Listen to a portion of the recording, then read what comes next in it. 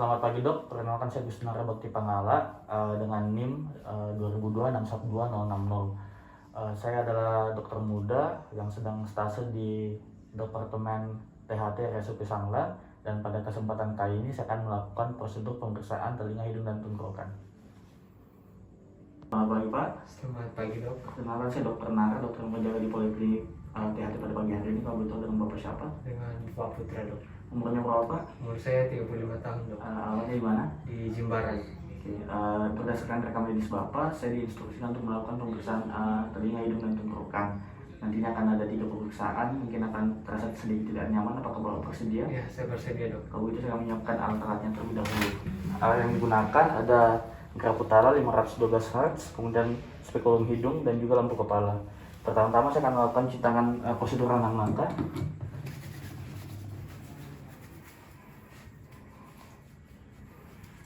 Kemudian saya akan menggunakan APD berupa handscoon.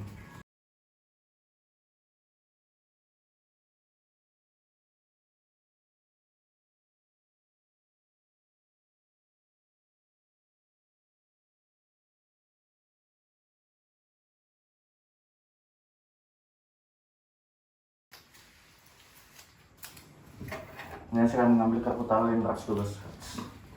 Baik, sebelum melakukan pemeriksaan, saya akan memposisikan pasien dan pemeriksa dengan posisi pemeriksaan THT. Pasien dengan posisi tegap, saling berhadapan, dan kaki saling bersisian dan tidak saling mengkangkangi. Jadi Pak, pemeriksaan pertama adalah tes wabah. Jadi tes wabah ini bertujuan untuk membandingkan antara tulang telinga Bapak dengan pemeriksa, dengan catatan bahwa pendengaran pemeriksa normal. Jadi nanti saya akan meletakkan Graputara di belakang telinga Bapak. Jika suaranya sudah tidak terdengar, Bapak bisa mengacukan tangan. Apakah Bapak mengerti? Ya, saya mengerti dok. Mungkin akan sedikit terasa tidak nyaman. Apakah Bapak bersedia? Ya, saya bersedia. Baik. Kemudian saya akan melakukan pemeriksaan. Saya akan dihentikan Graputara, kemudian meletakkan pada mastoid kanan dari pasien. Kemudian setelah pasien mengacukan tangan, segera saya letakkan pada mastoid kanan saya. Baik, jika suara masih terdengar, maka tes wabah dinyatakan memendek. Namun karena suara tidak terdengar, maka kita lanjutkan dengan tes balik. Dengan cara yang sama, menjentikan Graputara, kemudian saya letakkan pada mastoid kanan saya. Jika suara yang sudah tidak terdengar, maka akan saya letakkan ke mastoid kanan dari pasien. Apakah Bapak masih bisa mendengar suaranya? Tidak ada. Baik, jika suara sudah tidak terdengar, maka swabah dinyatakan normal. Namun jika suara masih terdengar, maka swabah dinyatakan memanjang. Jadi untuk tes swabah dari telinga kanan Bapak sudah selesai. Saya akan melakukan pemeriksaan pada telinga kiri Bapak juga dengan prosedur yang sama. Baik, untuk tes swabahnya sudah selesai. Selanjutnya kita akan melakukan pemeriksaan rhinoskopi anterior. Untuk pemeriksaan rhinoskopi anterior, kita menggunakan spekulum hidung yang akan dimasukkan dalam lubang hidung Bapak. Mungkin akan terasa tidak nyaman. Hal ini bertujuan untuk melihat apakah ada keabnormalitasan dari lubang hidung Bapak. Apakah Bapak bersedia? Saya bersedia dok. Baik. Kalau begitu saya akan menyiapkan alat-alat yang digunakan. Yang pertama adalah spekulum hidung dan juga lampu kepala. Saya akan menyiapkan lampu kepala. Lampu kepala yang saya gunakan adalah lampu kepala portable. Jika menggunakan lampu kepala listrik, pastikan bahwa lampu kepala dialiri oleh aliran listrik. Jika menggunakan lampu kepala portable, pastikan baterai yang digunakan cukup. Kemudian saya akan melonggarkan ikatan lampu kepala. Kemudian memakai lampu kepala, lalu mengencangkan ikatan dari lampu kepala. Saya akan memastikan bahwa lampu kepala tepat berada di antara kedua mata atau glabella. Kemudian saya akan menyalakan lampu kepala. Kemudian meletakkan telapak tangan saya 30 cm di depan lampu kepala. Kemudian mengatur fokus cahaya dari lampu kepala sehingga berbentuk lingkaran dengan diameter 3-4 cm. Kemudian saya akan mengarahkan lampu kepala 15 derajat dari aksial mata. Baik. Kemudian saya akan mengambil spekulum hidung. Sebelum melakukan pemeriksaan, saya telah memastikan bahwa ukuran spekulum hidung cocok untuk lubang hidung dari pasien. Cara memegang dari spekulum hidung adalah meletakkan ibu jari di bawah gagang dari spekulum, sedangkan jari tengah hingga jari kelingking di atas gagang dari spekulum hingga menyentuh gagang bawah dari spekulum. Sedangkan untuk jari telunjuk bebas. Baik, sama seperti tadi sebelum melakukan pemeriksaan, saya akan memposisikan dengan pemeriksaan THT. Bapak bisa lepas maskernya. Baik. Saya akan memasukkan spekulum dengan posisi tertutup ke dalam lubang hidung sebelah kanan pasien terlebih dahulu. Bapak bisa sedikit mendongak.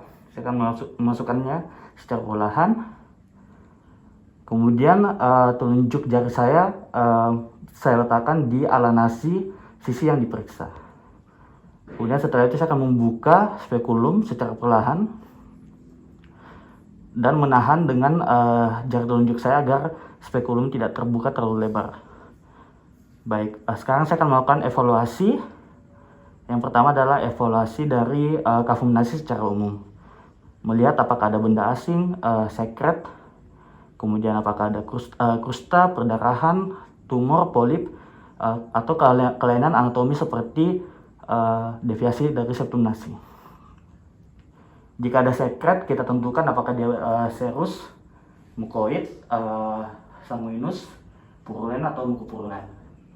Kemudian selanjutnya kita evaluasi konka inferior. Kita lihat warnanya apakah merah muda, kemerahan, pucat atau lividea atau kebiruan. Kemudian setelah itu kita lihat morfologi dari konka inferior. Kita lihat apakah dia kongesti, dekongesti, hipertrofi atau atrofi. Kemudian selanjutnya kita evaluasi septum nasi. Kita lihat apakah ada deviasi, kita lihat apakah ada perforasi, tanda-tanda hematom ataupun abses. Dan yang terakhir adalah kita melakukan evaluasi pada konka media atau dan meatus konka media dan juga meatus media dengan cara mengarahkan spekulum hidung ke arah atas dan meminta pasien sedikit mendongak. Bapak bisa mendongak sedikit. Baik. Sekarang saya akan melakukan evaluasi melihat apakah ada polip, sekret ataupun tumor. Baik. Untuk pemeriksaan rinoskopi anterior sebelah lubang hidung sebelah kanan Bapak telah selesai. Sekarang saya akan melakukannya hal yang serupa dengan prosedur yang sama pada lubang hidung sebelah kiri Bapak. Baik. Untuk pemeriksaan rinoskopi anterior telah selesai. Saya akan meletakkan alatnya terlebih dahulu.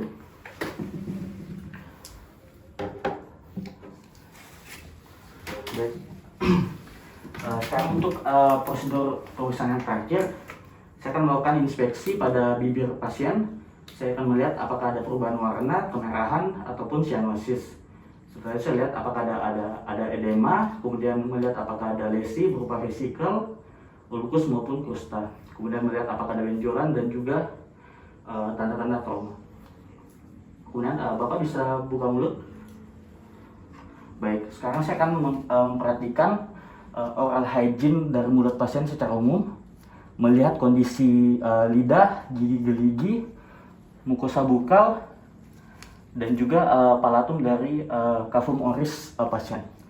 Baik, Bapak bisa menggerakkan lidahnya atau angkat lidahnya ke atas. Baik, sekarang saya akan melakukan evaluasi melihat dasar dari kafum oris dan juga sisi kiri dan juga sisi kanan dari lidah pasien. Baik, terakhir saya akan mengevaluasi apakah ada ulkus,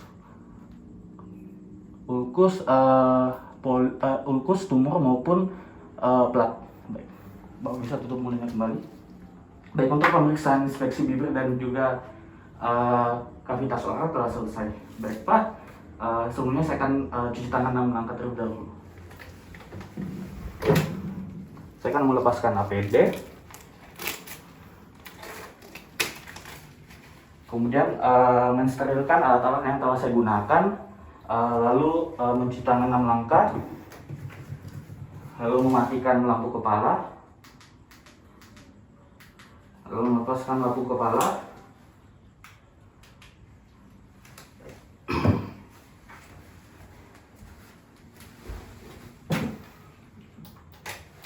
Baik Pak, jadi pemeriksaan telinga, hidung, dan tenggorokan telah selesai. Jadi dari hasil pemeriksaannya secara keseluruhan normal.